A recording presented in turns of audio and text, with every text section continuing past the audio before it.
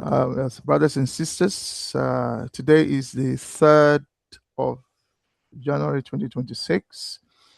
It's our first get together on a Saturday in this new year. And on behalf of the ancestors and Osajifo, Dr. Kwame Nkrumah, we would like to welcome you all in fact, on behalf of all the freedom fighters, both men and women throughout the ages, with the background of the invasion of Venezuela by American forces, which is in itself is illegal under UN law. It's not permitted under UN law for one country to invade another or to take unilateral action, and yet America has done it again. The big bully on the block, as it's sometimes known, very arrogant, doesn't like to obey laws, thinks it's above the law. Today, so welcome all of you, and Sister Grace, welcome. Sister Tapua, welcome. Sister Kanita, welcome. Sister Angelica, welcome. Brother Benny, our presenter, welcome. Welcome, Brother Sir Windhoek, welcome. Sister Ida, and welcome Brother Pigeon, who will join us later, although he's here. So we welcome you all. Today's presentation is by the African organization based in, I believe, KwaZulu-Natal in South Africa, which incidentally, South Africa incidentally has put out a statement condemning what has happened and has called for a UN meeting on the basis of what has happened in Venezuela. Anyway, that's where our brother is based, and he's presenting today on From Knowledge to Understanding, a Consciencist reading of Manfred A. Max-Neef. Brother will tell us more about who Max-Neef is, but he looks at Max-Neef's work through the lens of Consciencism. Now, we are very proud of that, because Consciencism, as you know, as we here know, is something we have been promoting and asking for. We have been asking for Consciencism to become the framework for us dealing with the current situation on the African continent going forward. So we are very pleased that a leading organization on the continent like ACIPS has decided to employ it to look at a matter like this. So we thank ACIPS and the presenter, and so brother Benny, who is also one of us, is going to be presenting on that. And after that, there will be a Q&A, question and answer session, and after that, we'll have an open discussion. So welcome all of you, and I am Christian Kwame Agbotsa, the overseer of the Consciencist study group. Right, thank you very much. So if you have comments to make as the presentations are going on, please put them in the chat. And if you have any links to issues that you think we should be aware of, feel free to put them in the chat.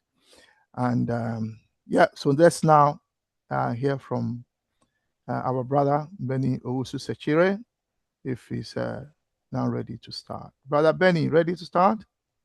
Yes, I'm ready to Excellent. start. So over to you, sir. Thank you. Thank you, Brother Kwame, and thank you, the team, Strider and Pigeon, who have made it possible. Brother Pigeon advertised this presentation this morning. Yeah. ACIPS is Africa Center for Intangible Phenomena Studies, and this is our website.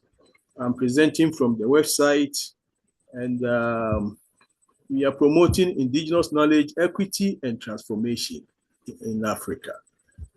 From knowledge, the title of my presentation is From Knowledge to Understanding, a Consciencist reading of Manfred A. Max-Neef. Max-Neef is a Chilean economist, even though he taught in some of American universities like University of California.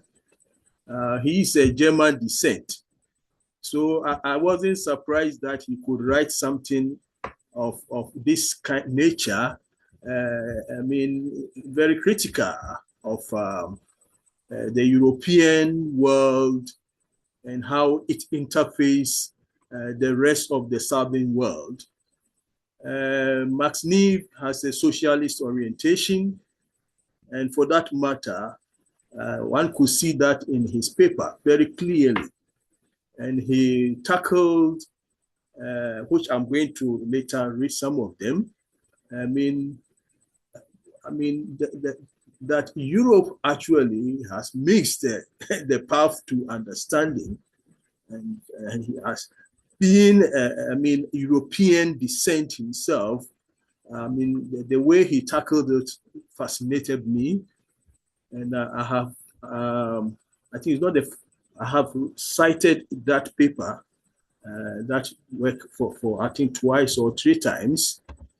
This year once, and this is the second time, because if you look at the way he talked about understanding, which many of us may take that once I have knowledge, it means I understand.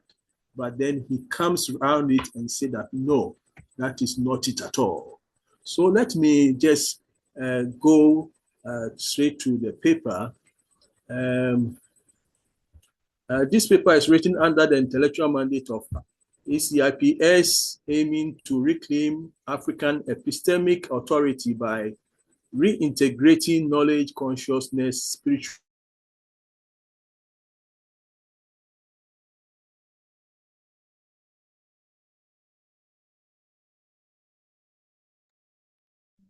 Sorry, has Brother Benny frozen, or it's me? Spirituality and moral responsibility, philosophy, consciousness, and moral order. This paper therefore positions Manfred Max-Neef's distinction between knowledge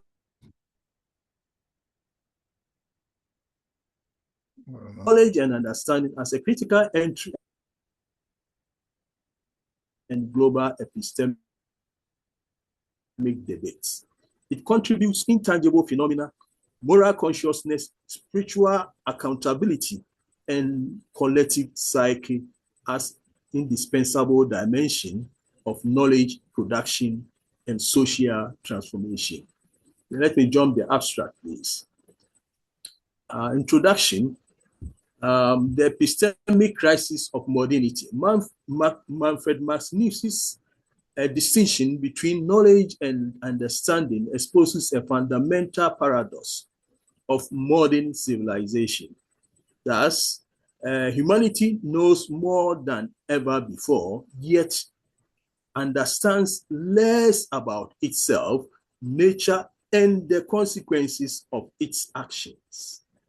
Scientific sophistication has expanded exponentially, but wisdom, restraint, and ethical clarity have not kept pace.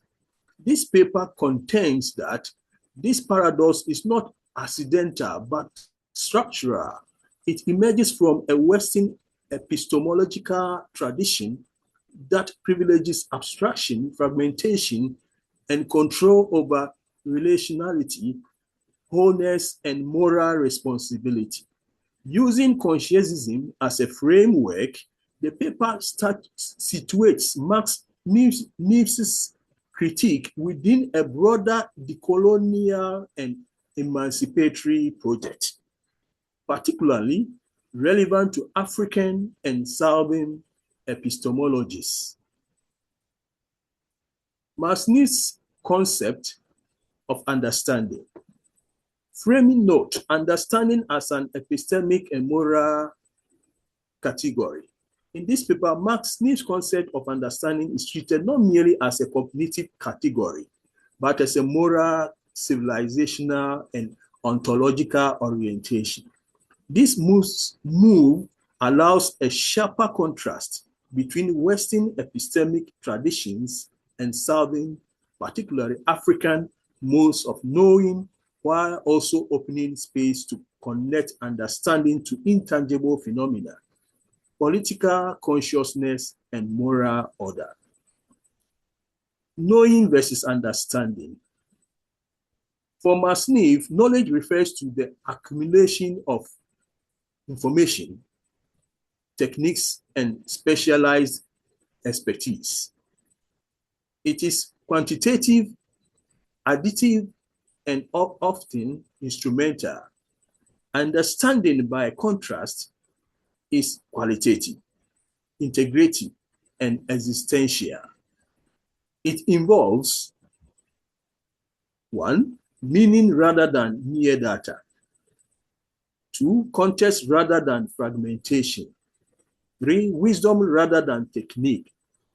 4. Ethical implications rather than neutrality. And then 5, the last one is just 4 points. Understanding in Max-Neef formulation is inseparable from values, responsibility, and humility. It requires recognizing limits of nature, of human cognition, and of technological intervention. This is straightforward, so I will not explain a lot here. The laws of understanding in the West. According to Marx, argued that modern Western civilization has confused knowing how with knowing why. So here, knowing how is different from knowing why. Universities produce experts who can manipulate systems they no longer comprehend ethically or holistically. So here, Marx begins to actually locate where the problem is, that as much as we can manipulate knowledge and can produce even a lot of work out of knowledge, yet there is something lacking, which later on it will be expounded. Economic growth.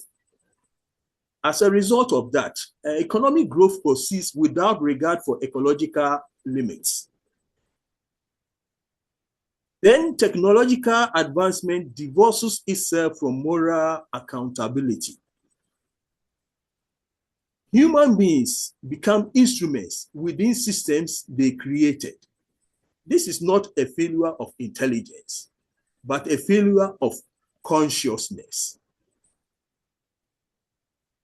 So let us look at what consciousness actually implies. Conscientism as an interpretive framework, especially within this work, and we are hoping that it is going to spread on this continent because it is needful.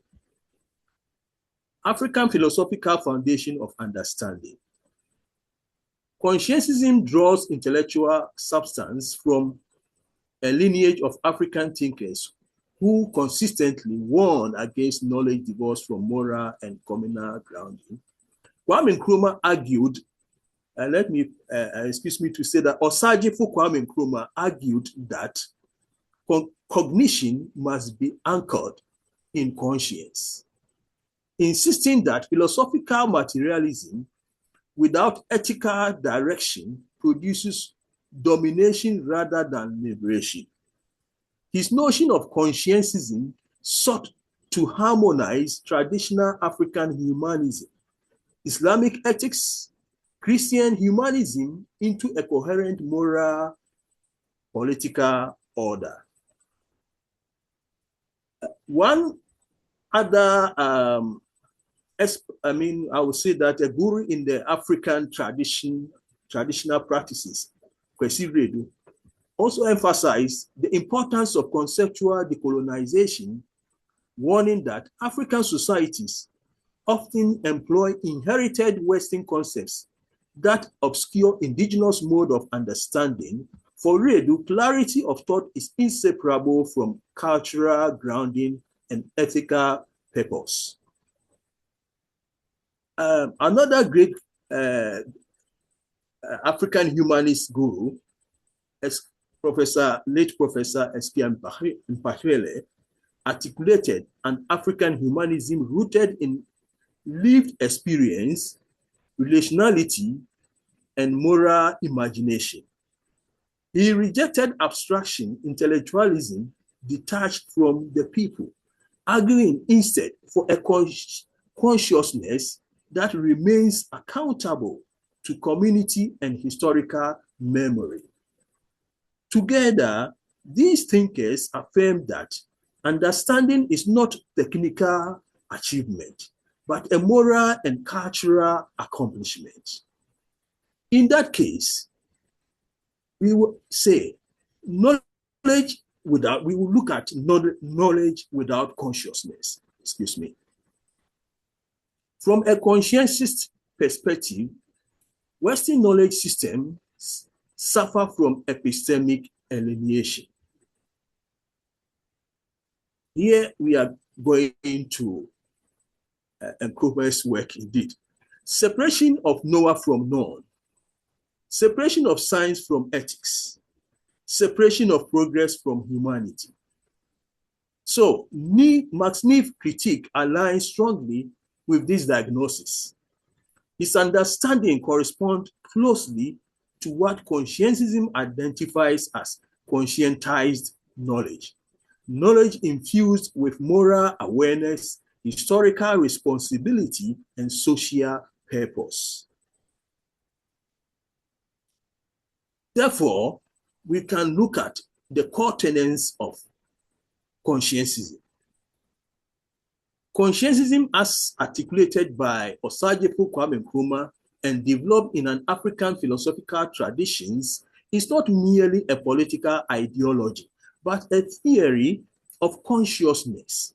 Its core principle include the primacy of ethical consciousness, the unity of material, spiritual, and social reality, liberation from alienating systems of domination, knowledge in services of human dignity and communal well-being. Conscientism insists that cognition divorced from conscience becomes destructive. In that case, we look at the West-South epistemic divide. Knowledge without understanding, understanding without power. That is where the divide lies. The Western episteme, accumulation, abstraction, and control. The dominant Western epistemic tradition is characterized by fragmentation of reality into disciplines, abstraction of knowledge from lived experience, objectification of nature and humanity, instrumental rationality divorced from ethics. Within this paradigm, knowledge becomes power, but power without moral orientation. Max-Neef critique reveals that the West's crisis is not one of ignorance, but of epistemic excess without wisdom. The West knows how to act, but it lacks understanding of when, why, and whether it should. This epistemic posture has produced ecological devastation despite environmental science, social alienation despite behavioral expertise, political domination despite democratic rhetoric.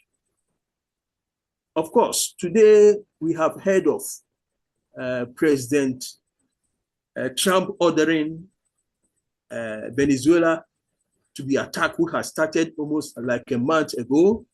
And eventually, as he vowed that they have captured and overthrown the president of that country, another country overthrowing the president of another country. And many countries today have actually voiced their dissent to that kind of incident, which we don't know what is going to happen and how they are going to deal with it. So from a conscientist standpoint, this is the outcome of knowledge severed from conscience. Indeed. The Sabine episteme has relational understanding and ontological embeddedness. In contrast, many societies of the global south historically cultivated what Max-Neef would recognize as understanding rather than abstract knowledge. African epistemologies in particular are marked by relational ontology, that is, being with rather than being over. Then moral cosmology, linking humans, ancestors, nature, and the unseen. Knowledge validated through social harmony and ethical consequences.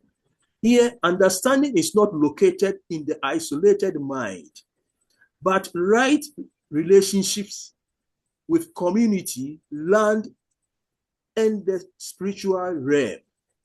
This constitutes a grammar of understanding rather than a system of accumulation. Then we continue in the colonial epistemicide and the asymmetry of power. Colonial modernity destroyed this grammar through what can be described as epistemicide, the systematic delegitimization of indigenous ways of knowing. The South was left with three things: residual understanding without institutional power, imported knowledge without cultural grounding, educational systems alien to lived realities. The global crisis we face today is marked by a deep imbalance in the West. There is an abundance of technical knowledge, but a lack of genuine understanding rooted in lived experience and ethical relationship. Meanwhile, in the global South, especially in Africa, there remain a wealth of traditional understanding, but without true sovereignty and institutional power. This wisdom is therefore sidelined.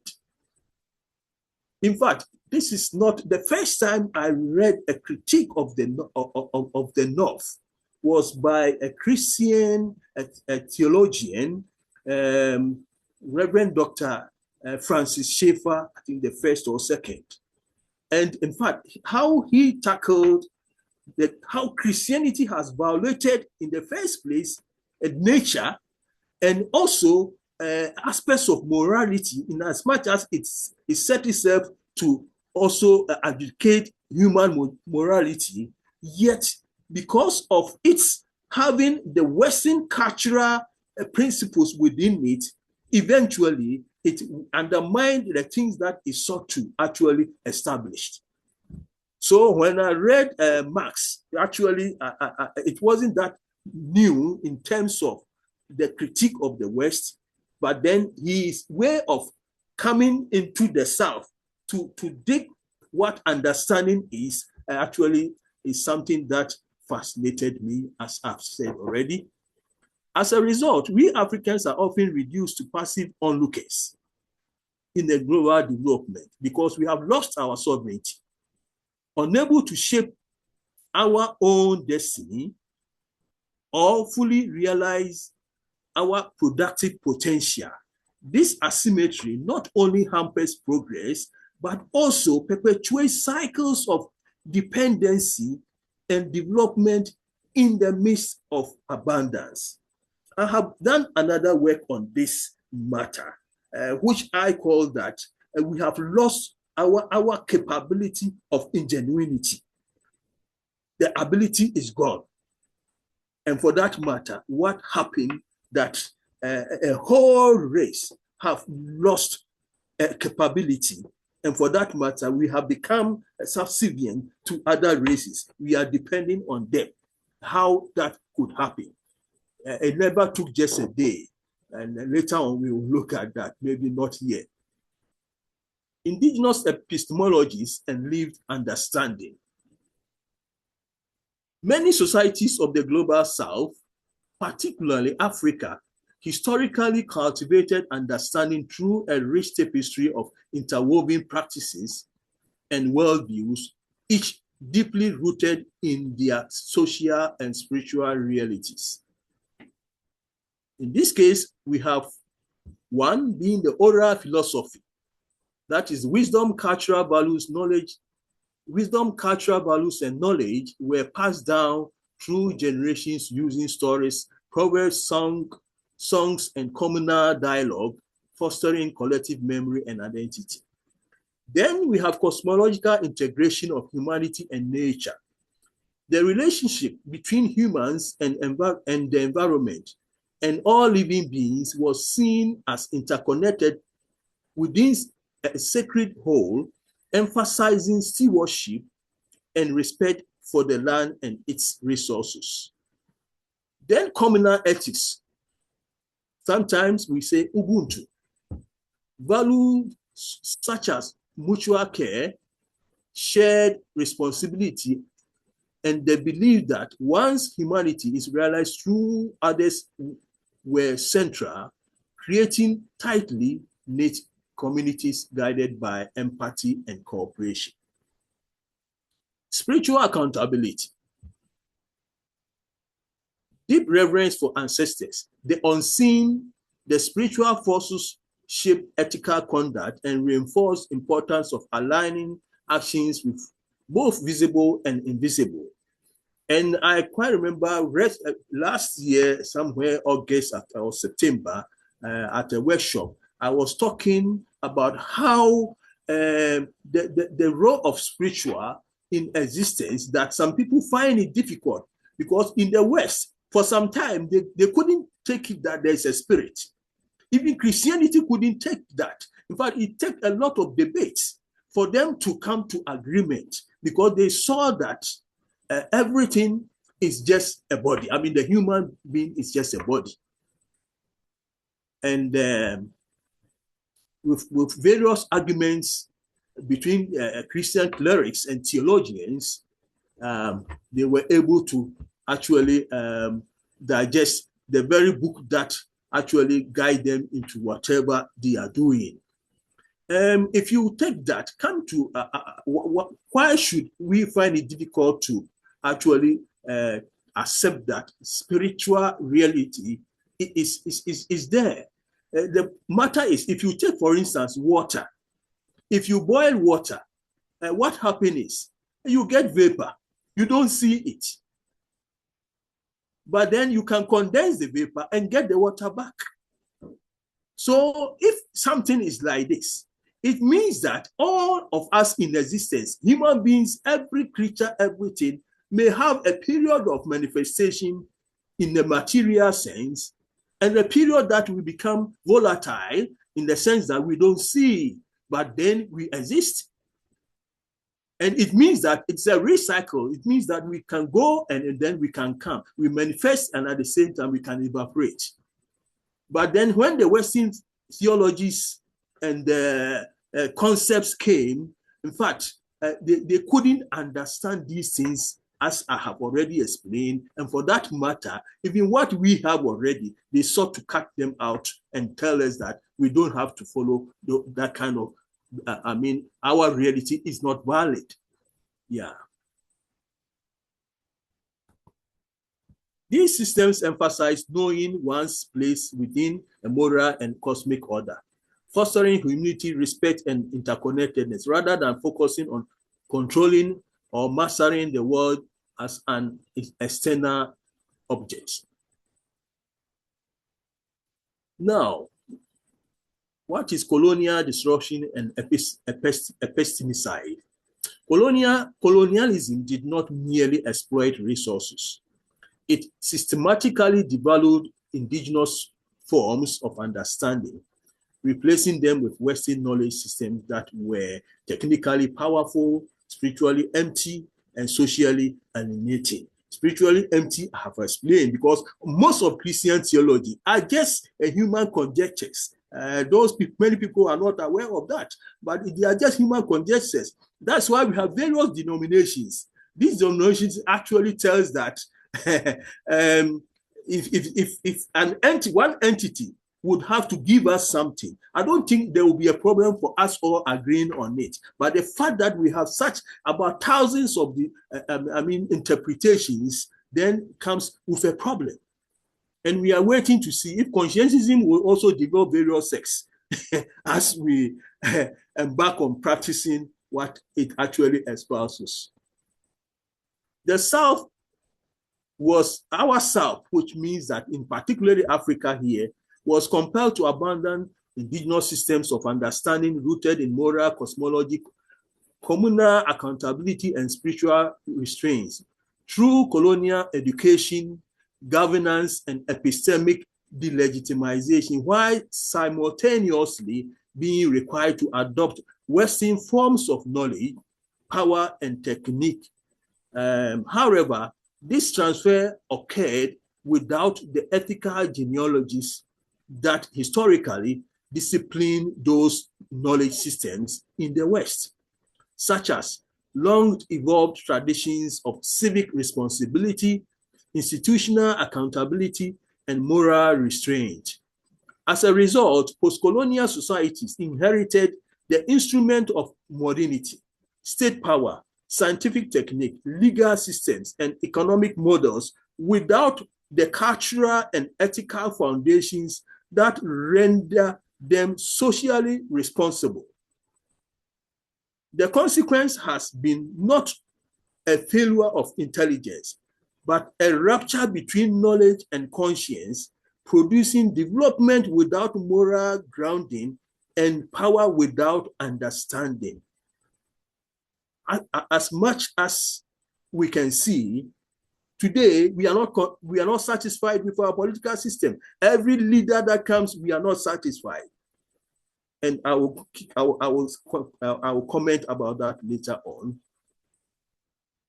Understanding intangible phenomena and African moral order. Understanding beyond the more material, the role of the intangible. Max-Neef's insistence on limits, values, and meaning implicitly gestures toward intangible dimensions of reality.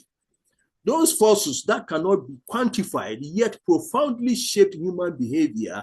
These include moral consciousness, that is, awareness of ethical principle and commitment to acting in ways that uphold communal values, guiding behavior beyond mere adherence to rules. Then spiritual accountability, which is a sense of responsibility to higher, often unseen forces or principles, ensuring that individual and not collective actions are harmonized with the spiritual order. Then ancestral memory, the living presence of inherited wisdom and traditions, connecting present generations to their forebears and shaping identity and decision-making. Then last of that, a collective psyche, the shared mental and emotional patterns of a community, reflecting common beliefs, fears, aspirations, and a sense of belonging. Thus, African cosmologies have long recognized that social breakdown, corruption, ecological imbalance, and political failure are not merely technical problems, but symptoms of disturbed moral and spiritual order. In particular, for instance, similarly, critique intellectual traditions detached from lived moral experience and communal accountability. Understanding, therefore, requires attentiveness to invisible but operative forces. Then political consciousness and conscientism. Conscientism interprets political struggle as a fundamentally a struggle over consciousness. When knowledge serves domination rather than liberation, it becomes ideological rather than emancipatory. From this perspective, development without moral consciousness reproduces dependency. Governance without ethical grounding generates into corruption. Modernization without understanding results in cultural self-erasure. In fact,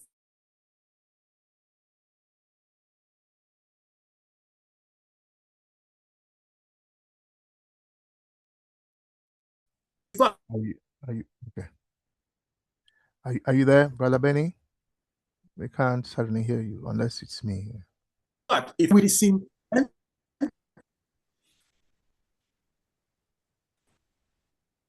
He's breaking to me as well. Yeah. Brother Benny, are you there? Yeah. Brothers and sisters, he will come back. I think it's the internet. Thank you.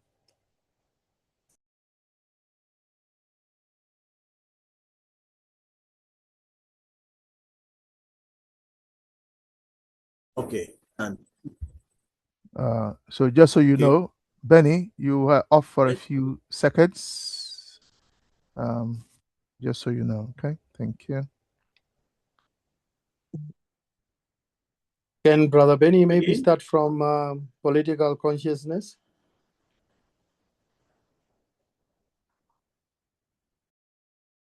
I don't know if he's even hearing us. Benny, are you hearing us? Hear me?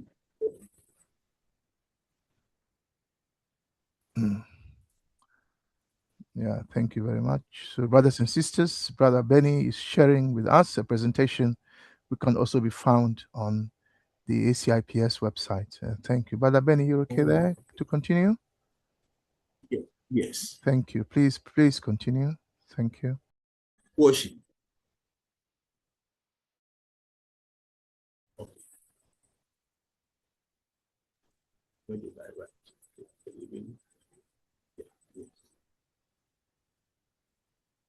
Brother Benny? Yes, please. Yeah, let me, I reach here, yes.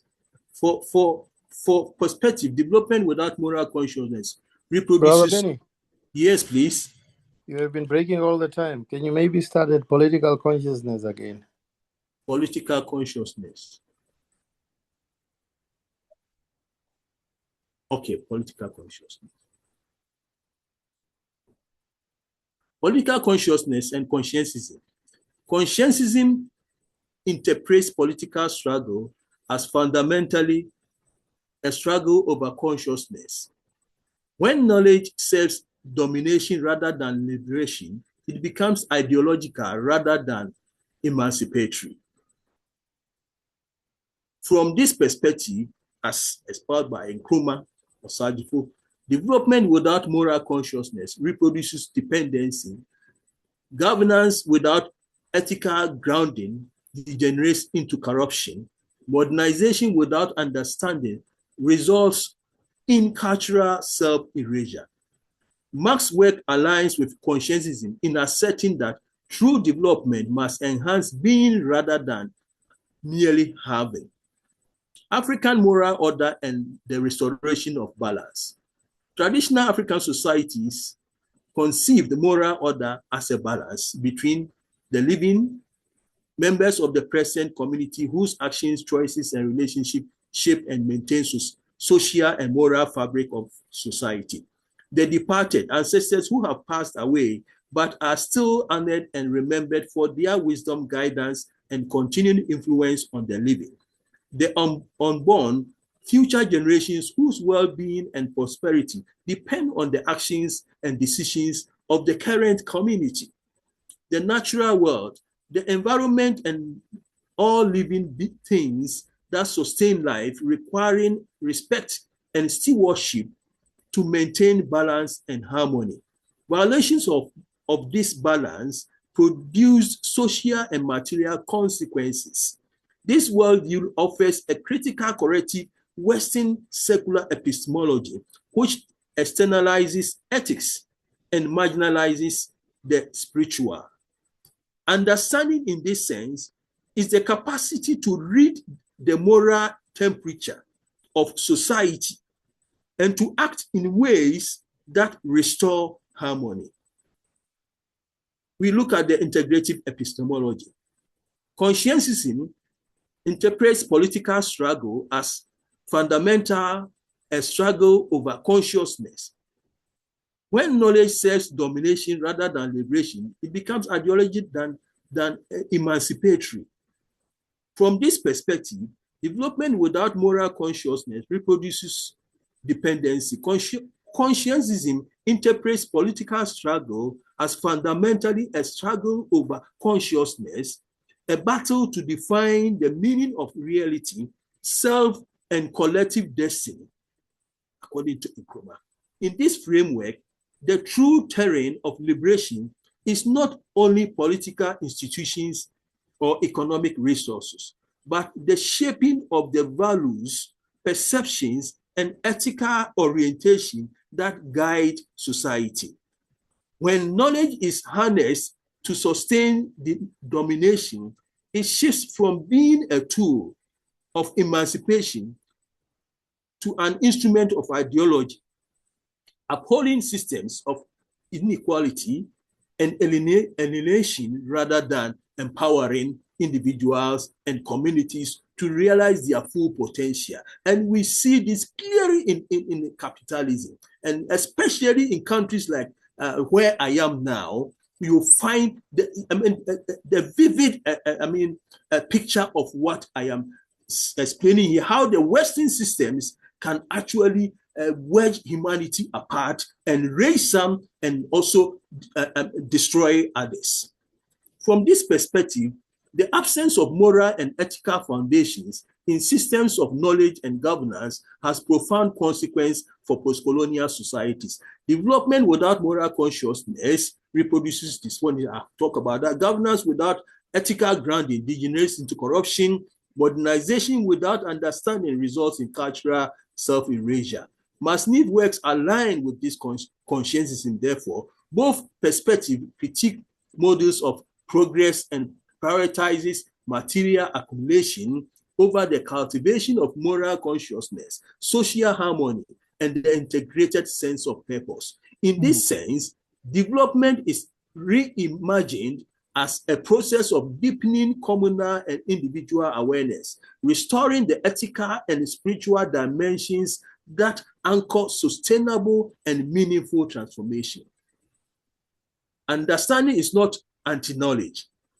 It is knowledge made whole, for that matter.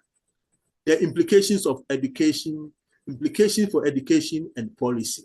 Yeah, Brother Benny. Yes, please. You asked for half an hour. I'm gone, please. Sorry. Yeah, more than that. You've done about 40 minutes. Okay, these are the implications.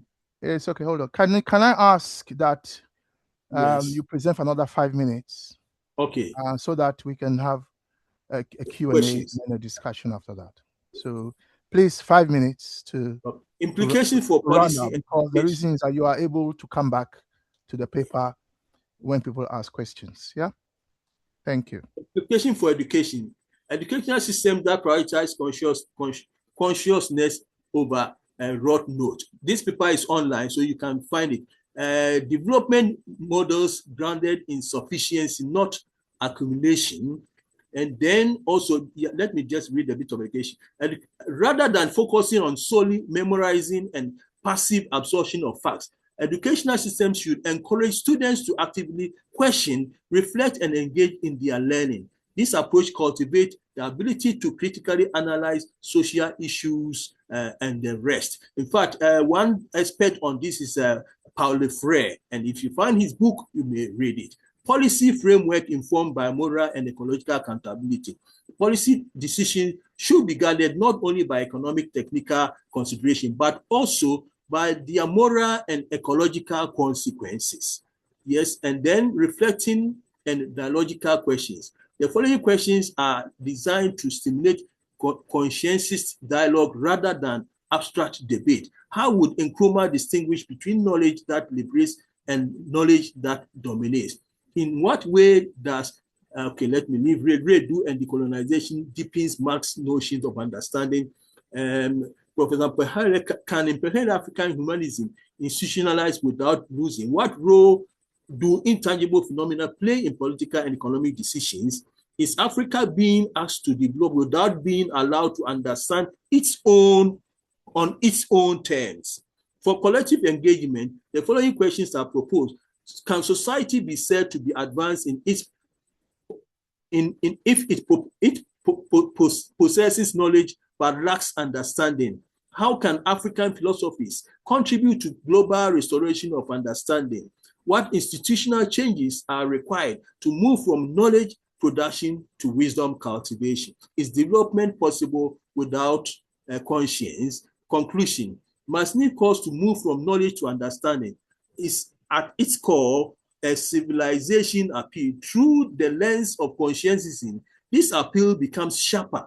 Knowledge without conscience is a danger to humanity. Western world epistemic crisis and the Southern world dispossession of understanding are two sides of the same historical process. The task before us is not to reject knowledge, but to re-embed it within moral consciousness, intangible realities, and communal responsibility. I think I will want to end here. Understanding in this sense is not the end point, it is moral orientation towards becoming full human together. Thank you, Brother Kwame. Thank you, Chair. Yeah, thank you very much. Brothers and sisters, we have heard from Benny, and Benny has presented to us. We're going to move to the Q&A session. I would like to thank Benny for his presentation. So what Benny has presented to us, as I said, and as he has also said, can be found on his website. Not his personal website, but the ACIPS website. And it is a call to all of us to say that Africa to unite shouldn't unite simply to replicate a failing global system. So we should unite to offer the world a kind of different future, one where knowledge is tempered by conscience and power is guided by relationships, as African humanism keeps insisting on, and progress should really, as Brother Ben is saying, should be defined by understanding. So a unified Africa should not be about being a bigger consumer on what you might call a broken game. It's about changing the game itself. We can't just be another replica of the West. Now, notice that we've had the West, the Europe. Sometimes the two are not made clear. Europe is not a continent, although we've all been deceived to think it is. Europe is, there's no such thing as continental Europe. It's part of Asia. It's not a separate continent from Asia, but they've been successful in deceiving all of us to think that they are a separate continent. The West also then includes America. So sometimes that needs to be made clear what it is that we are talking about. We are now going to open the room for us to ask questions. And Brother Kwame, could we ask user to either rename themselves or to let us know their name so we can rename? Yeah, I'm sure they've. Yeah, thank you. They've heard you. Please, can you, if we don't know who you are, like if you say user, what does user mean? Maybe that's the name, your name in your language. We don't know. So, but if it is, please let us know. Right. So Q&A, after which we'll have a discussion. So, any questions for Brother Benny? Anyone?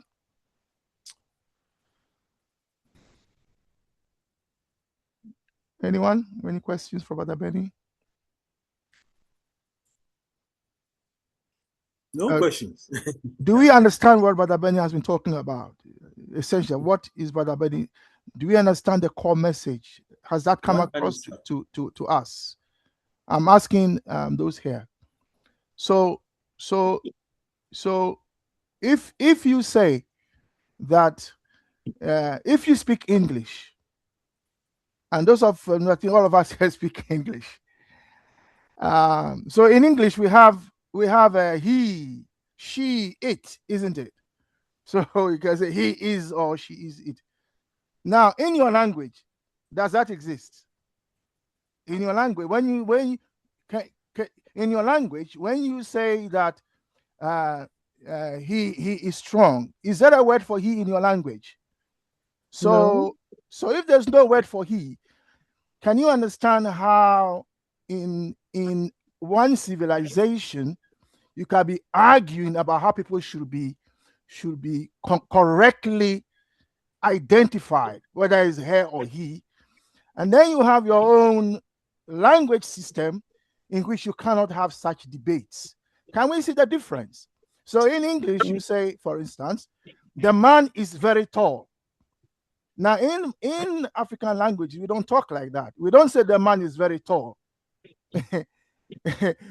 You know, we say the man tall, very. The very comes after the tall. Papale ekewa, nuchwa akonto, or papano, or a tintin. That is how we talk. Now, can you see the difference? So what Brother Benny is drawing to our attention is epistemology. So I'm trying to kind of break this down for us. What he's maybe hasn't come across to you, what he's really saying. So I'm helping Brother Benny. So what we are talking about is how knowledge is structured. Now let me give you another example. If you say knowledge, what is knowledge? Knowledge is to know something, isn't it? That's why it's called knowledge, something that you know. Now, in Ga, it's called Nile. In Akan, I think it's called Nim Adienim. In Ever, it's called Nunya. Now, the word for understanding in our language, in almost all African languages that I know, language is understanding. There's no such thing as understanding. You don't stand under anything. Rather, you hear the voice of the thing. No gomesese, ti asie, no shishin. I'm speaking different Ghanaian languages. All of them entail you hearing a voice from that thing which you are looking at, that thing which you are seeking to connect with is speaking to you, which is why in our languages, we don't stand under anything. Rather, we hear the authentic voice of that thing which we connect with. So if you have a disconnect between knowledge and understand, you can see where it is coming from our perspective, because then it means that we are not listening to ours anymore. We are not listening to our phenomena anymore. We are not listening to our forests.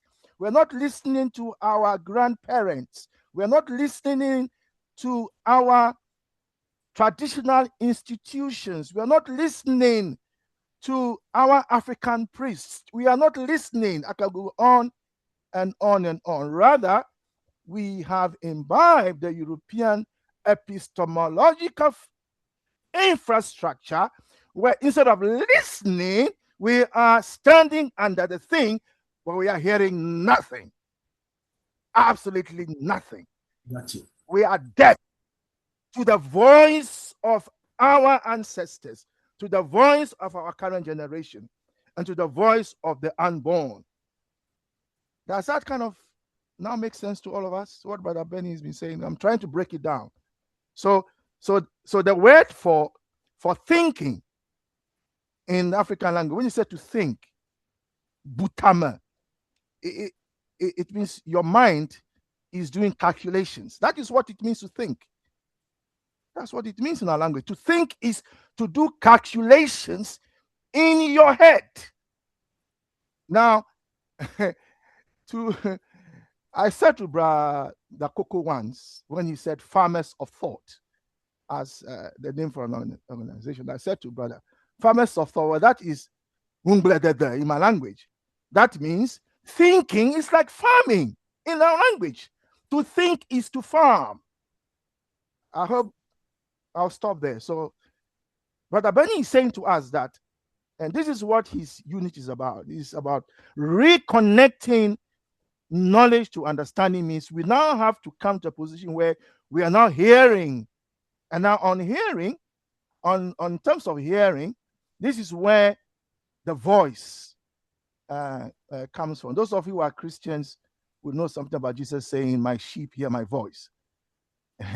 So that inner voice, the conscience speaking to you at a very fundamental level. And this is why you can unify two different competing traditions, whether it's Euro-Christianity, African tradition, or Islamic Africa. Because if we all listen to that voice is the same voice that is speaking to all three of us. Then suddenly there'll be no need to be fighting over resources and so on and so forth. I'll pause there. So Brother Benny, he's been talking to us. So Brother Nkrumah, you have your hand up. So we are still in questions and answers mode before we move to discussion. Brother Nkrumah is the Secretary General of the PAC in South Africa. So thank you very much, Brother Nkrumah, for joining us again. Please proceed. Thank you.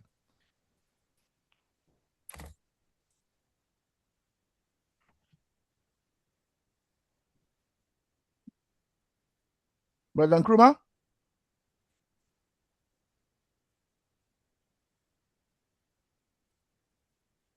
We can't hear you, Brother Nkrumah.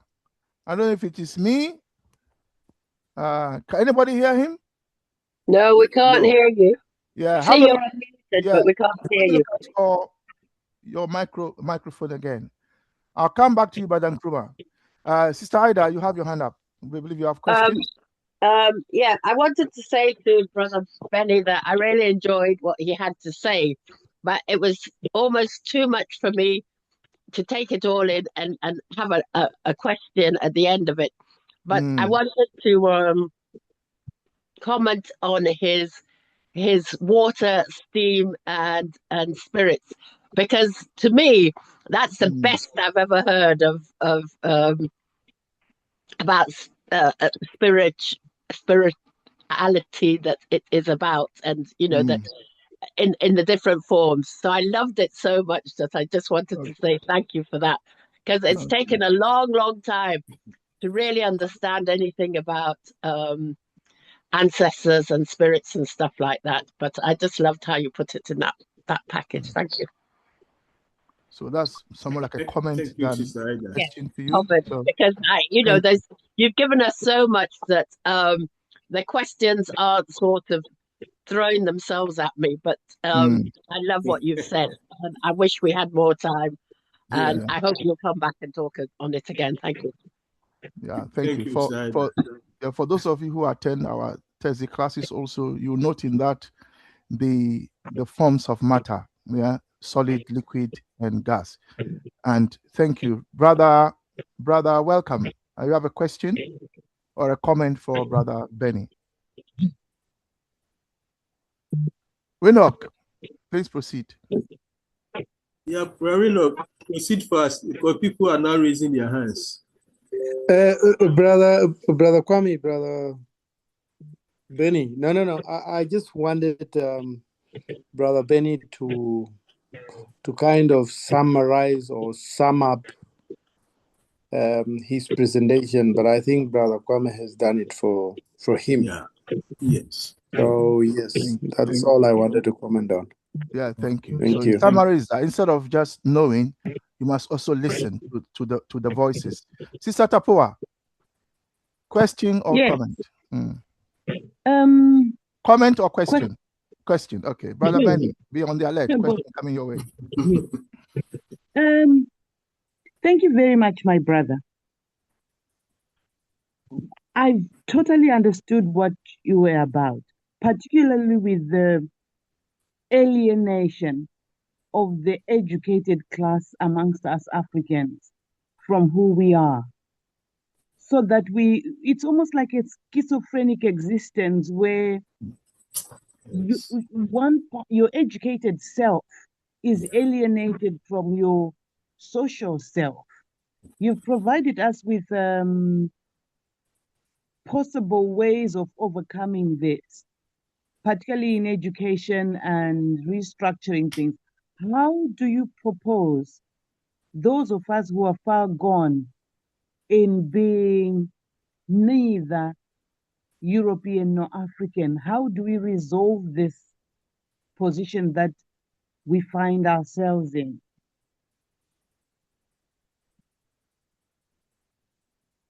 You understand the question, Brother Benny? Yes. Yeah. Okay. I was waiting for you to give me the command to answer. Okay. So, Okay. all right. I didn't Yeah. quite understand Okay. the question, but since you are the Yes. one Uh-huh. who has asked the question, please Yeah, proceed to answer it. after you may add something also. Sister Tapua. Sorry, can you hold us? Did you have anything more to add, Sister Poa, to your question? No, I just wanted to clarify the question, if that's okay. No, he understands it, so it's fine. Right. All right, thank you. Brother Benny, proceed. Yeah, you see, taking my own, I've been a pastor. In fact, the way I imbibe the Christian theology, especially the evangelical one, if I tell you, I was a fundamental person. I wanted to die for the faith. So just imagine how deep I went. But I have been able to wash myself. It's a choice a person makes. It's not something somebody can convince you. It's a choice you make, and then you make a U-turn that let me go and learn, relearn. You see, you unlearn and relearn. I like that statement a lot. You unlearn and relearn, because some things have even becomes like genetic. You see, they get into your subconscious, but then you can unlearn and then relearn. And that is why we need a lot of organizations of decolonization, as much as we want to push it into our schools and higher institutions, because that is the only way by which people are encouraged to actually get those things we have started learning right from 2 years, 3 years that you start hearing language. Your mother, your father are telling you things which are not African, but Western, you see. So it's an effort by the individual, those of us who are grown, and for the young generation, that is why we are embarking and trying to either to come with private schools of decolonized nature, and as much as we also try to convince some our governments to implement decolonization policies in all our schools. Yeah. Thank you. But from what Sister Thank you very Tapoa is much. asking, if the government institutions are not themselves decolonized, how are they going to set up and such schools? Sister Kaneta in the Yes, past brought to our attention a school in Ghana that is doing exactly that. I think Satapoa has a follow-up question. Is that correct, Yes. Satapoa? Yes, thank you. Yes, please. Yes, please proceed. I've understood the school section where we can help the younger people, but we're caught in a situation where the schools do their job, but just like the children are taken to church with the elders, the living examples that our children experience are people who are using knowledge to dominate. So much that the competition that we have in schools and what people expect at the end of it is to be in a dominant position over those who cannot. And my question is, because we've got these role models, some of whom are ourselves, how do we overcome that so that our kids get to know that you're not educated to dominate others, you're educated to uplift others? That's where I think the challenge is, and that's where I think we might want to find a way of reaching out to the adults who have been taken in by the system. No, thank you, sir. For your question is clear. So, Brother Benny. Yeah, Sister Tapua, again, let me say, you see, I at least I would say that my mother, my parents, even though they were baptized Christians, but they were about 90% African than Christian. I mean, everything we do at home, when they have problems, where they go and the rest, we're all African sources. But at a point, in secondary school, that is where Christianity caught me, because I went to an institution which was built by Methodist and Presbyterian as one of the top schools in Ghana. So there, you dare not. You have to become Christian. I mean, you are under that pressure to become Christian. You see. So for 5 years, I was highly Christianized from my home. Unfortunately, some people also, they may not have it that way, because it is the home that even they get more under pressure to be Christianized. You see. And in these cases, it's not easy, but I feel that if we have a society whereby we have a decolonization agenda, certainly the child is how much time a child spends at home. He goes to school in the morning and comes back late in the afternoon. So if we have this, that's why I say that if we have these institutions that are actually, embarking on decolonization. Europe doesn't have religion in schools again. It is banned. If it is banned from your office, you can't put a cross in France and some of the European countries in your office. You see. So if they who brought it to us have also seen that it is wrong for people to sort of enforce something which may be the later part of the person you are trying to convert or whatever, he not like it. You see, so it's all about our community, also our elders, some of our traditional leaders who have double standards. They don't know where they belong to. These are all part of the problem that I don't think it's simple. There's a simple answer to that. But then we are working on some of these things gradually, because it took a long time for it to happen.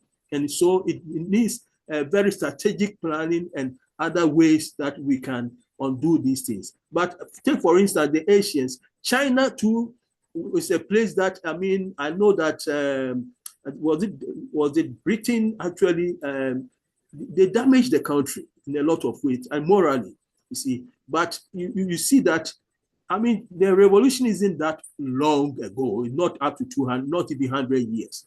But they have used the same, approach that I'm talking about to undo some things, and now we see where China has reached, you see. So we can also learn from other places that have had our similar experience to us. Thank you. So in the broader way of things, and in terms of history, we can all see why Socrates was was killed, because let's remember Socrates was taken to Greece, the African way of looking at things, and the leaders that didn't like it, so he was killed. So this has happened the other way as well. Let's not forget. Let's not think it only happens one way. When the Moors went to Europe, they took a way of thinking that also disrupted their way of thinking. So Africans have also done it to others. Let's not forget this sometimes when we are talking. Yeah, it's not always been one way. So we are still on questions and answers. The time is now 7:20.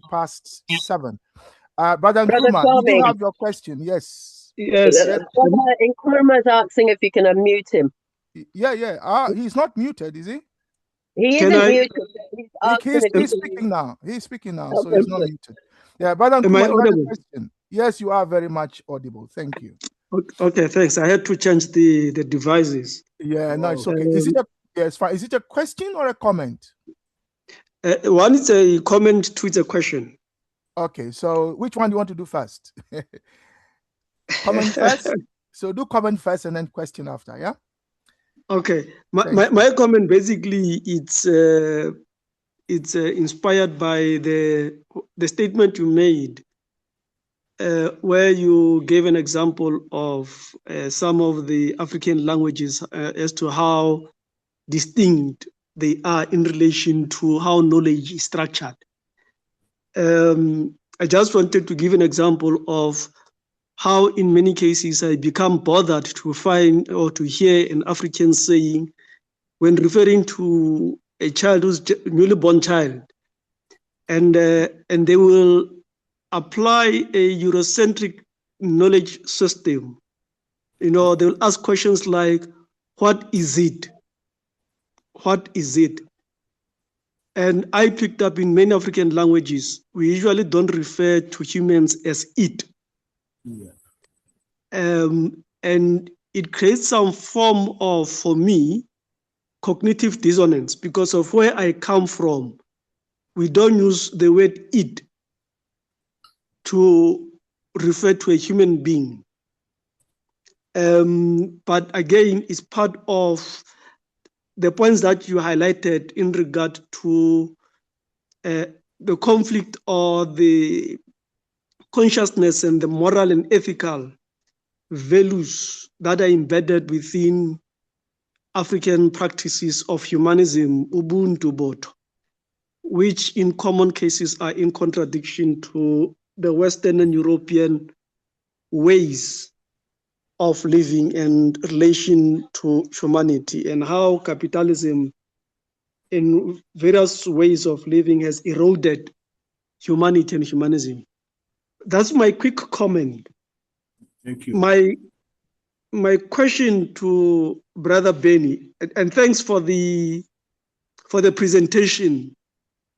I'm still going to listen at the recordings. I've got a lot to process, to synthesize, to think, and to reflect based on what you have presented.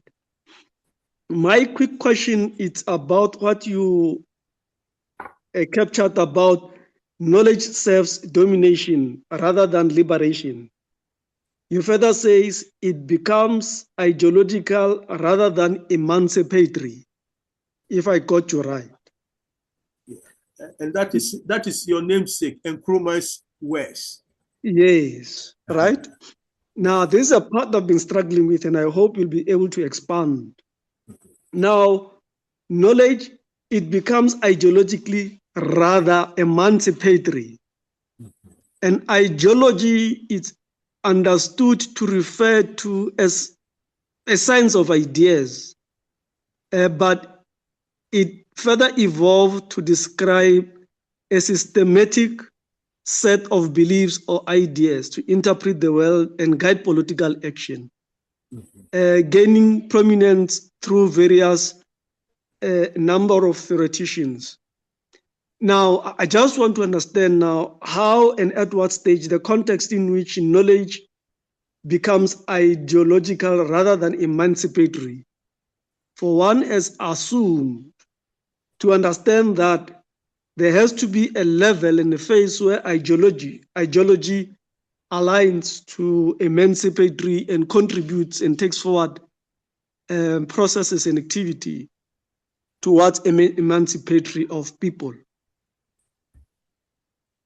Yes. From what I heard of you, I think it's a simple, straightforward answer.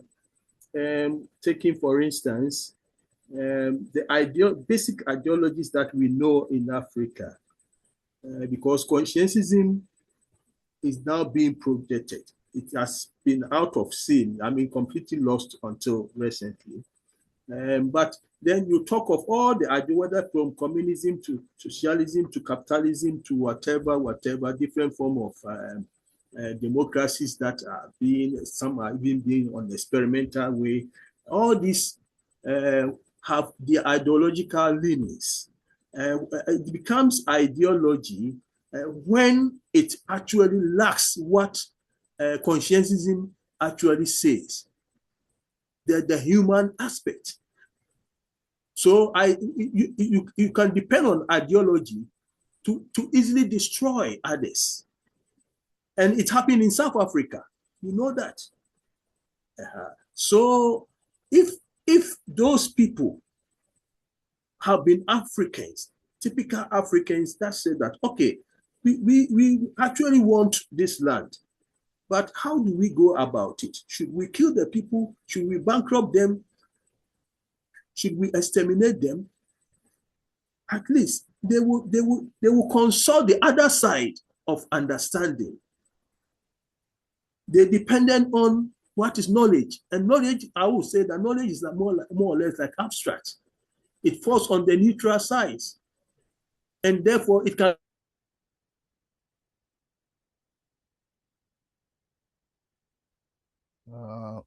Brother Benny, are you there? Brother Benny? But okay, don't let us do this. But we can even say that, okay, let us take 70 or 60 and give them 40. At least we've been fair enough. But then to right, Brother Benny keeps dropping off. Brother He Benny, went to the back office. just so you know, you keep dropping off. So we are not catching all that you are saying. I don't know if you are hearing me. I don't know if he's hearing me. So, okay. Okay, so Brother Nkrumah, let's wait for Brother Benny. Our last up is I don't know if you can hear me, just Brother Benny, but we lost a few of the things you said earlier because you kept your line kept going off. I don't know if you are still hearing me. Okay, Brother Nkrumah, another example to answer the question how knowledge can be used as an instrument of domination. Let me give you an example. So if you, yes, so if you go to your traditional institution, if you depend on your traditional institution for knowledge, and that traditional institution happen to be a shrine, for argument's sake, now within a particular epistemological domain, meaning how we know things, you are told that that way of knowing is not allowed, that you should not use knowledge from that institution. Then what that does is it delegitimizes that institution as a source of knowledge. So what is the source of knowledge? The source of knowledge now is a Western, if you like, institution, a Western textbook, a Western teacher, and so on. Now, so what that means is that that alternative source of knowledge is now being used to dominate you and your source of knowledge, because you are being told that you cannot go to this shrine for this or that knowledge, okay? And that you must come to us. We are the experts.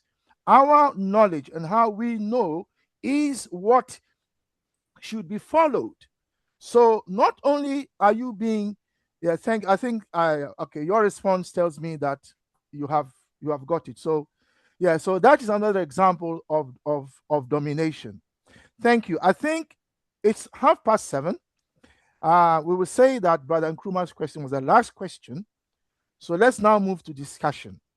There are some hands up for discussion. I think there are for discussions. There are for questions. They will be also answered. What I'd like us to do after the discussion briefly is, what does this mean for a united Africa? Because today is, every discussion we have is within the context of uniting Africa. Sorry. So Sister Ida, can you now take us through that for about maybe 20 minutes of discussion, and then Brother Welcome will bring it all together in terms of, so what does it mean for unification of Africa? Thank you all. So Sister Ida, over to you. Thank you. Okay, Brother Coco, it's meant to be discussion time now. So even if you have a question, could you also put it, frame it in how you have understood what has been said and what it meant to you? Please, thank you. Tell us what you thought of the whole thing. Thank you. Brother Coco? Greetings, revolutionary greetings. Greetings. Do you hear me? Yes, we hear you. Yes, we hear thank you. Thank you. If you can hear me.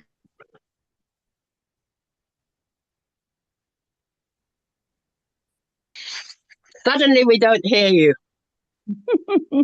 All right. I'm in for a well researched and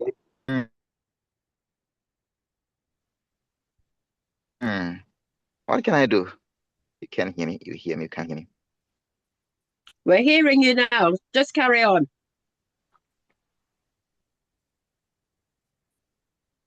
How is that? Is that better? Yeah, that's better. I was I'll start by saying thank you to you, Brother Benny. Well done again. Beautiful presentation. Unfortunately, I missed the beginning. So, my comrade, Kuma Khakudi, I will have to catch up questions.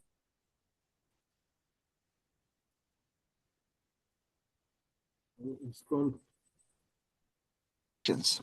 But from what I understood, versus emancipation takes me back to Decolonizing the Mind by Professor Ngugi wa Thiong'o. So, to you, Brother Nkuma Khakudi, if you haven't read, I will recommend that because it will answer your question in black and white. In black and white. So, how did English come to occupy such a dominant space within the African literature, where African authors were meeting amongst themselves and felt like English was the language of choice that they had to use. In fact, what they did in African languages. So this is what the problem had been for the Africans at that time. So but that English that we learned,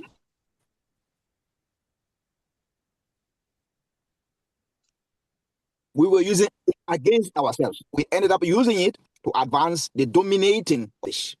If you understand what that means, it means we Brother Coco, you every about other what word. it is that we learned the language culture. At that time, Brother Coco, you keep disappearing every other word. So as our time is limited, you keep disappearing. You say a word and then you're gone. You say a word and you're gone. So as our time is limited, let me try Sister Tapua, who had her hand, but isn't up at the moment. See if her. That's fine. Thank you. Take care. Bye-bye. Thank you. Sister Tapua, did you have something you want to say? My comment is on how we can tackle the position that we find ourselves as the educated, because in social gatherings at family level, we are now having the tendency of the elders deferring to the younger people because they're educated. And then you try and tell them that I'm only educated in this, in chemistry, in maths, in science.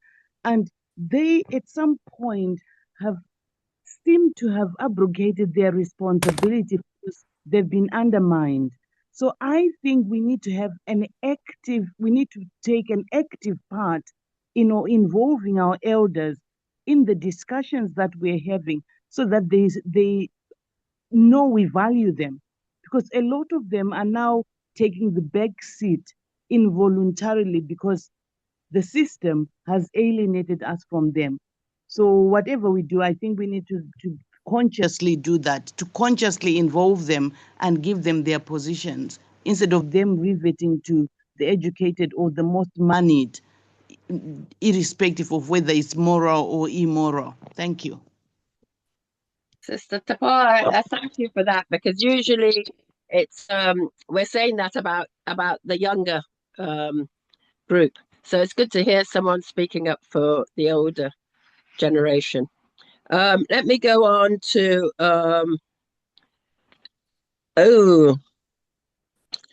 Brother Bangani. Have you been with us long enough to have heard most of what's been said tonight?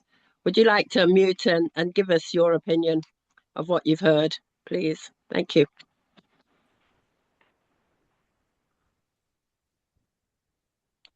Brother Bungani, are you with us?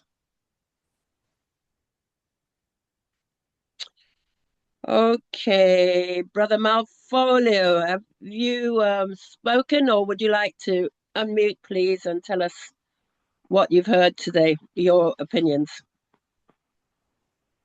please? Thank you. Good evening. Good evening. I'm sorry I came in late, but congratulations and thanks to Brother Benny for a good presentation.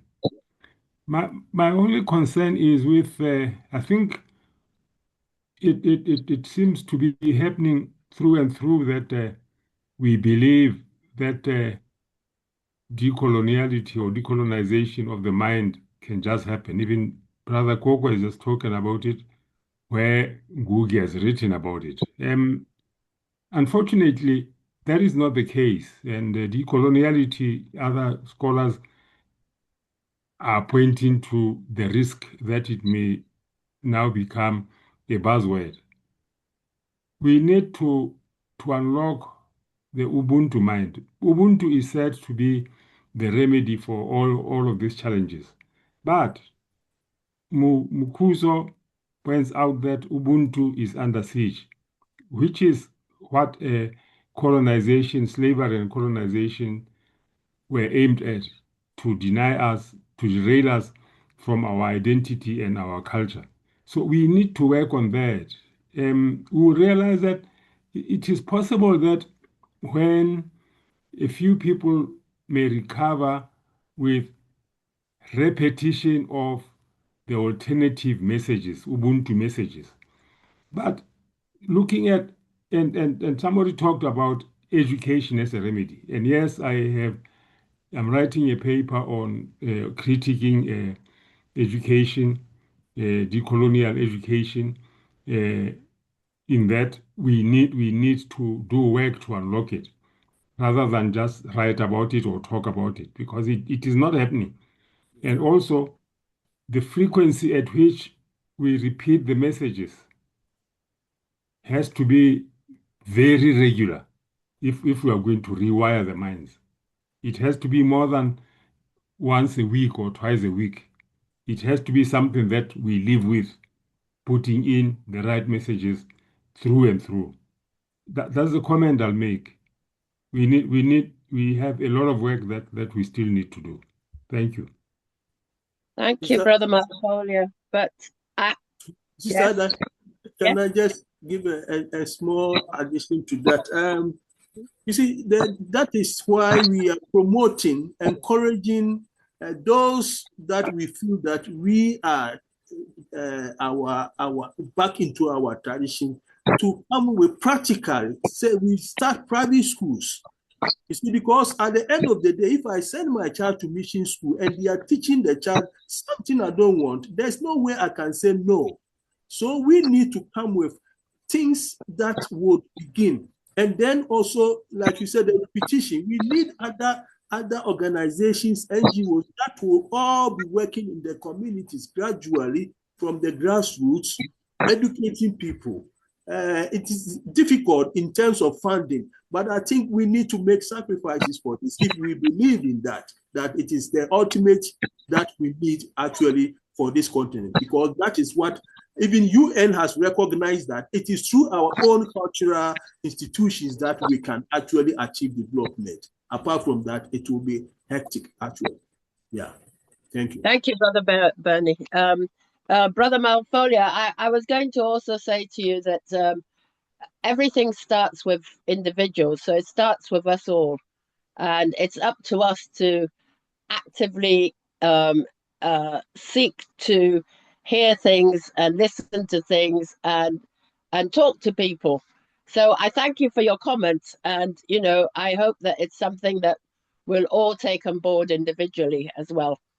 Sister Juliana, please, would you like to unmute and tell us what you got out of the presentation today, and have you got any things that we can move forward with? Thank you. Sister Juliana, can you hear me? Is there a Juliana? Is it not Juliana? I can't see a Juliana in the list. Juliana. J-U-L. Juliana. Yes, I can see that. Yeah, I can see her as well. Oh, Hello? thank you. Hello, hi. Yeah, what did you want me to do? Comment on what you've heard tonight. Give us your opinions of what you think, or share your opinions with us, please. Thank you.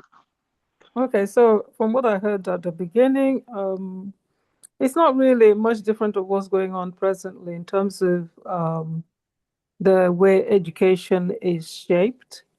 A lot of people still come to Europe to gain education as a basis to develop skills that they can use to develop Africa. A lot of the African people are coming to Europe to do that.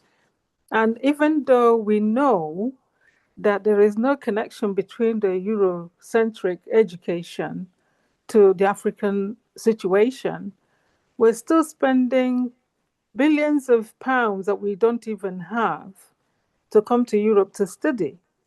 And far too often, those education has no connection with our reality. And so it's a wasted money and a wasted effort, because when we go back, if we do go back, we can't even utilize it to formulate policy that would be of any use to our people. There is a disconnect between the education that we're receiving here and what's going on the ground. And we know that the whole idea of powerlessness is what we have faced from the time we connected with European nations, from enslavement to colonization to neocolonialism to the present day. And we're still very powerless because the knowledge that we have is a knowledge that oppresses us.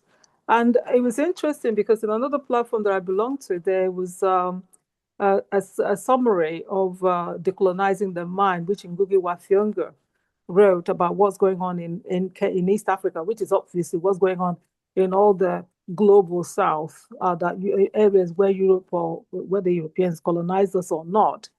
Those things are still going on, where the local languages are sort of, not even sort of, they are not regarded as anything. And in fact, it go to a point where parents are chastising their children for speaking their own local language, especially when they start going to the sort of formal, sort of European schools, especially primary and secondary schools.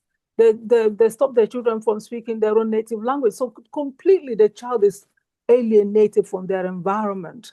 And this is something that's still going on. I know some people from the Caribbean who are also doing the same thing. I remember when I was at the university, one of my best friends, her brother would be speaking in Patois, and she'd be saying to him, speak proper English, man, and that sort of thing. And I think that we have to decolonize our minds. If we don't decolonize our mind, if we don't change the way in which, even this presentation today, for some people, it was really difficult to understand because we're using convoluted language that does not connect with our people. And we need to look at the way in which we work with this in a practical way. So that's all I have to say. I'm sorry. You're not no sorry. In fact, I was going to give you an extra minute, even though our time is going, to ask you, as Saturday is about the unification of Africa, is there anything that you heard in the presentation or that you feel needs to stand out more for that unification to come about? Thank you. Well, I think that we need to obviously we do need to work with Africans wherever we are. Peter Tosh says, no matter wherever you are, as long as you're a Black man, you're an African. And one of the things that we have to keep using is to identify who we are as African people. It doesn't matter where we are in this world, we are still African people. Far too often, Asians will claim their own Asian identity, the Chinese will claim their Chinese identity. It's Africans who want to be called something else. And we really need to unify under one umbrella. The other thing that will also help to unify us is that we will fight together for this reparation, that we pursue it, relentlessly, because the West wants to get away with not compensating Africans for what they did to Africa. And we need to, wherever we are in this world, we need to organize to pursue that. And also we need to also recognize the role our African women are playing in our continent and outside of our continent. Thank you. All right, thank you for that. I'll always say yes to bigging up African women, so thank you. I You're see that we welcome. have 2 hands up, in fact, 3 hands up, but as you've all spoken, and this Saida, is for those who haven't Sister spoken. Saida. Yes, Brother Yeah, Kwame. yeah. Can I just chip in there on the question of women? No, So Brother Sister Kwame. Juliana knows. Hold on. So Juliana, we have in the past and asked for a session on women. So if you get in touch with Sister Ida, so we can have a session organized to discuss the role of women, that would be great. Thank you. Brother Kwame, we are meant to be discussing today. And I'm going to go on. I thank all of you who have your hands up, but I'm going to go to those who haven't spoken and hope there'll be time to have asked you who've got your hands up.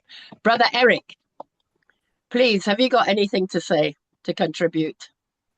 Please feel free. Brother Eric? Okay. Ogo. I'm sorry if I'm pronouncing your name wrong, but please feel free to unmute. Thank you very much. Could you tell us what you want to say? Thank you. Okay, thank you very much for asking me to comment. I've listened and I thank all the earlier contributors for the points they raised. I wanted to touch on the question of ideology and the principles that they collectively represent.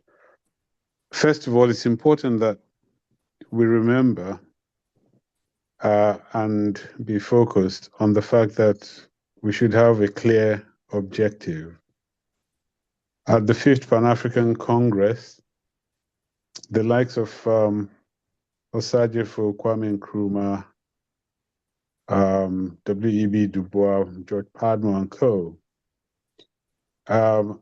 Made a clear commitment and a clear decision that Africa will no longer plead with the colonizers for our freedom. In effect, Pan-Africanism became an objective. I'm trying to be quite, cut short. So whenever there's an objective, it means that there must be principles that those who are committed to such an objective must be guided by. And conscientism is a clear set of principles that Osagyefo Kwame Nkrumah articulated, to guide us towards achieving our objective. And in the process, decolonization takes place as long as we work together. So for an ideology to be effective, really, it should be done in an organized fashion. So it has to be consistent as well. Unfortunately, what the colonial masters done is to impose on us a language. They didn't plead with us, it was by force. A language which contains its own ideology. The whole business of me, myself, and I is very selfish. It's individualist language, the English language that we're using. Now, one of the reasons Ngugi wa Thiong'o, moved on the decolonizing of the mind, why he moved proposed that so strongly, is that when we speak our languages, if we think about our own African languages and culture and custom, it's largely collective. Whereas when we go to university, when we go to college, even from primary education, colonialism has created a condition whereby we actually force, as has been said already anyway, force our children to adopt the colonizers' language, and in that process, their culture as well. I'm guilty of it because I'm using English language now to communicate. But the crucial bit is, for us to be able to decolonize our minds, we must be willing and be prepared to work and join organizations that clearly declare that that's what they're about. Kwame Nkrumah's Handbook of Revolutionary Warfare, makes it quite clear that there's a need for an all-African People's Revolutionary Party. And we should really, if we work towards that, I used to be a member of the AAPRP anyway. One of the things in fact, my background is in sciences, but my politics was developed through working with the AAPRP. I learned a lot about African struggle, about Pan-Africanism and so on. That there's a need for a clear ideology, a set of principles which Kwame Nkrumah himself articulated. There was strategy and so on and so forth. So in effect, what I'm saying is, ideology implies that there is a set of principles, or there is a set of principles we must work with, but we have to work with it collectively, because that's how we transform. Rather than operating as an individual, we operate as a collective. It's not easy because the colonizers have set a very, very difficult challenge for us that affects us, especially psychologically. I hope I'm I hope I'm clear in what you understood what I was saying. But yes, and I thank you. And I'm sorry that I'm even interrupting, but we've got like 7 minutes left, and I'd have liked to ask one other person to say something. I feel that I now have to just wind up the discussion. And yes, Sister Ida, can I interject and let move Brother it back? Ogo? I don't know if Brother Bernie is going to make a last minute. Yeah, Brisider, I want to make an interjection. Brother Ogo, just so you know, for us, the philosophy and the guiding principles remain what Nkrumah himself has suggested, which is consciencism. Thank you. Which is consciencism. Yeah, thank you. Yeah. Okay. Brother Bernie, do you want to say a few more words? We've got 6 minutes left, and then we'll pass it on to, is it Brother Pigeon or back to Brother Kwame? Thank you. I think my view is that at least we have CSG as our ideological.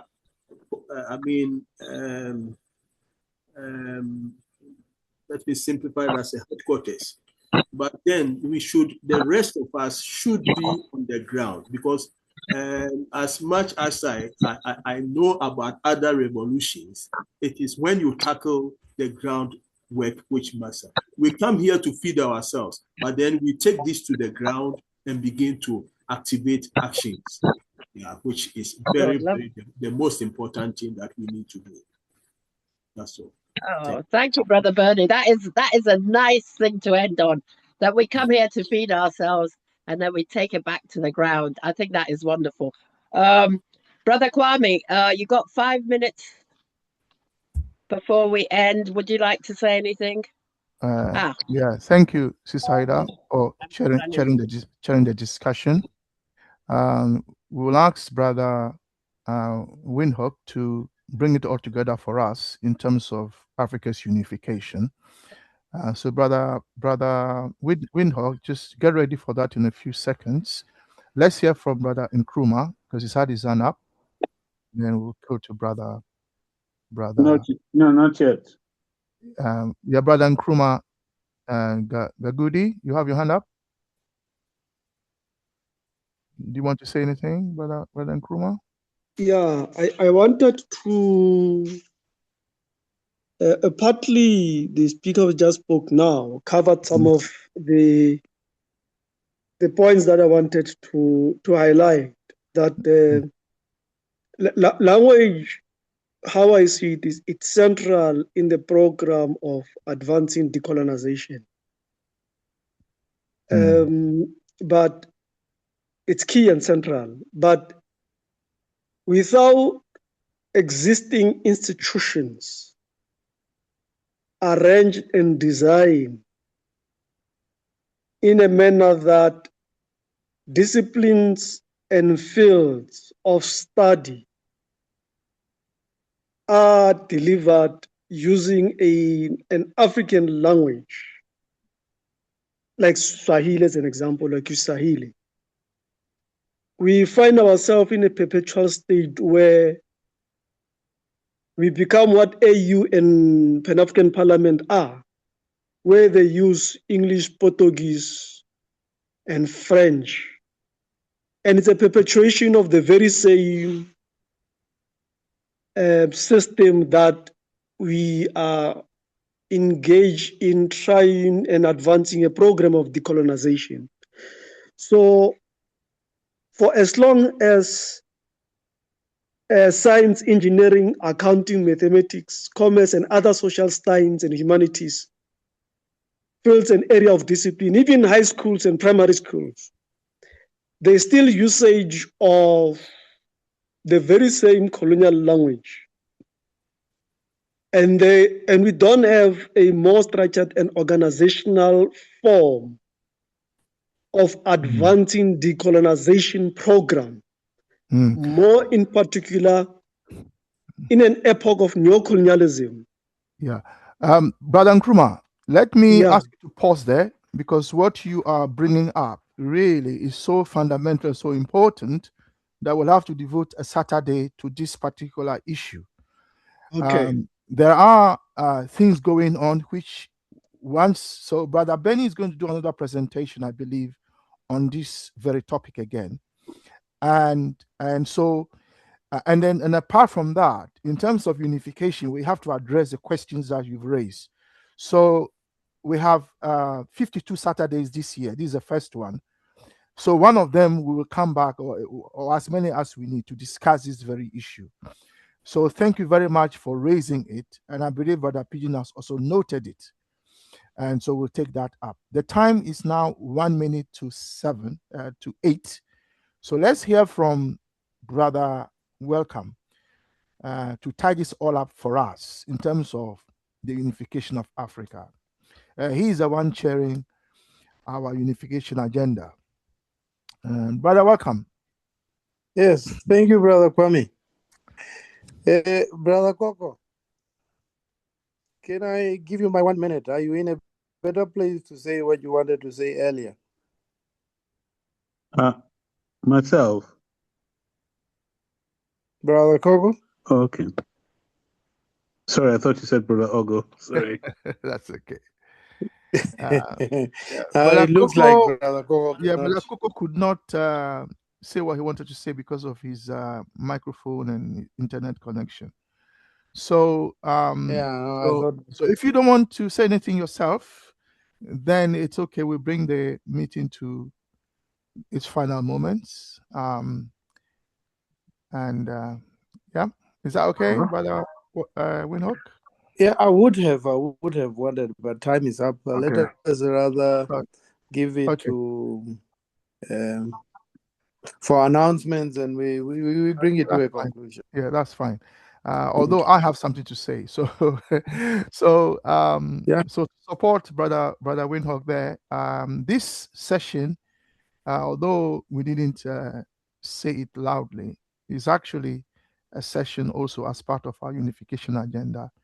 So all that we've heard is part of unification. And the question is, what we are asking ourselves is, if we are to unify Africa, shouldn't we also do it at an epistemic level?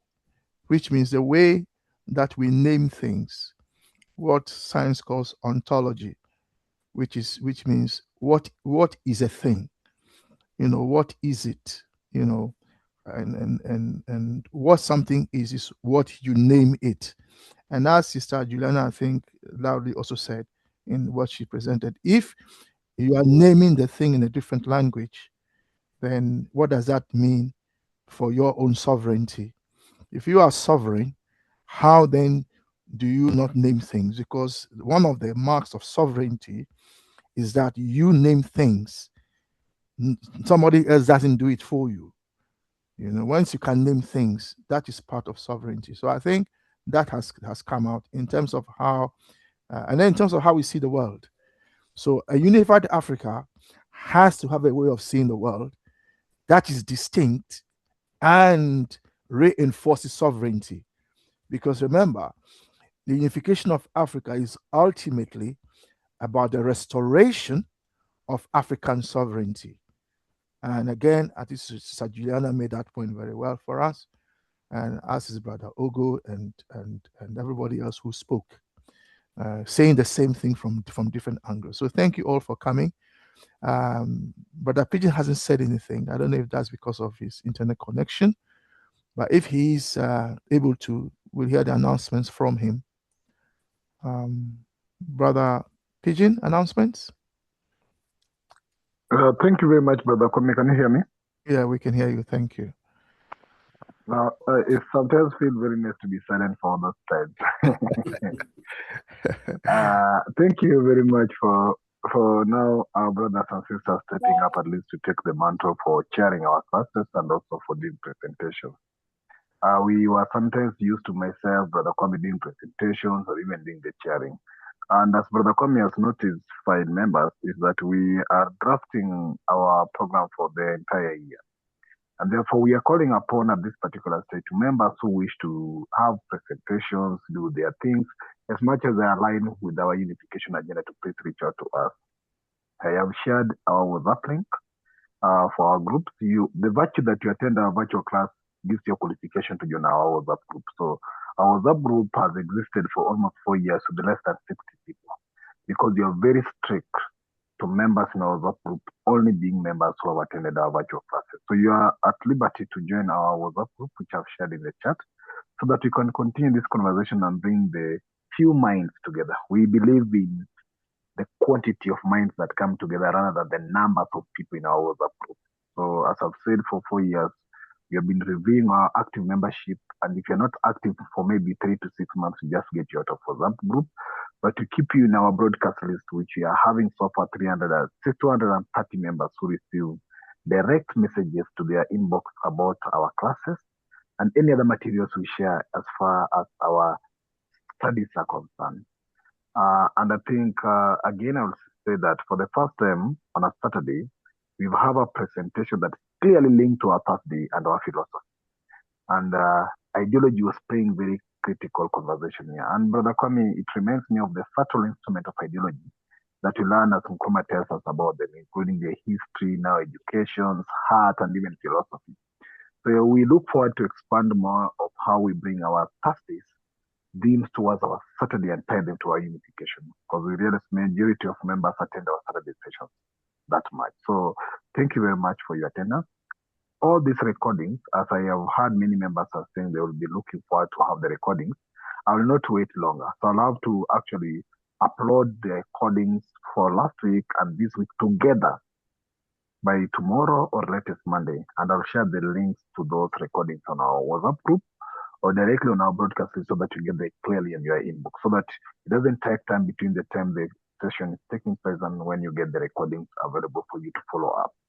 We will continue with our Thursday sessions, which have been going on with for 4 years without a fail. So join us in that Thursday conversation through the same links that we'll be sharing across. And on Saturday, of course, other requests are coming in. Already I've got a request from Brother Cook on what you want to present. I will pass it to Brother Kwame. And other members are invited, because we will share our schedule annual plan with members in advance, so that if you feel that you can plan something, we fit you in that process. Having said that, I'll say that please, when you get our recordings for our classes, please help us to spread it to more people so that we can create more group of community who can also come and listen to what we do. We have been existing for 4 years. I know some of you maybe get us for today or tomorrow or yesterday or last week, but you have been here for 4 years and we don't miss any day. That's how committed we are to consciousness. And I believe probably, Brother Kwame, we are one of the few or the only class that is purely studying the philosophy and the ideology of coming from, bringing it back. I'm a party leader in Kenya, and my party's philosophy and ideology is consciousness. And we have other groups that are adapting to consciousness. So we are bringing back the ideology and philosophical clarity and unity. Having said that, comrades, thank you very much for the study who shared, Brother Windhoek and Brother Benny. More special thanks to you for actually doing your presentation. That's the end of my part from here. Brother Kwame, we can maybe close the meeting. Okay, so that's the end of our announcements. I don't know if Brother Pigeon mentioned that we meet every Thursday. Did you say that, Brother Pigeon? And so do attend our Thursday sessions, which is every Thursday, that focuses on philosophy and ideology only. Thank you all. And so I'm going to stop the recording now. And thank you all for coming, and have a wonderful week. And I hope you are enjoying the new year.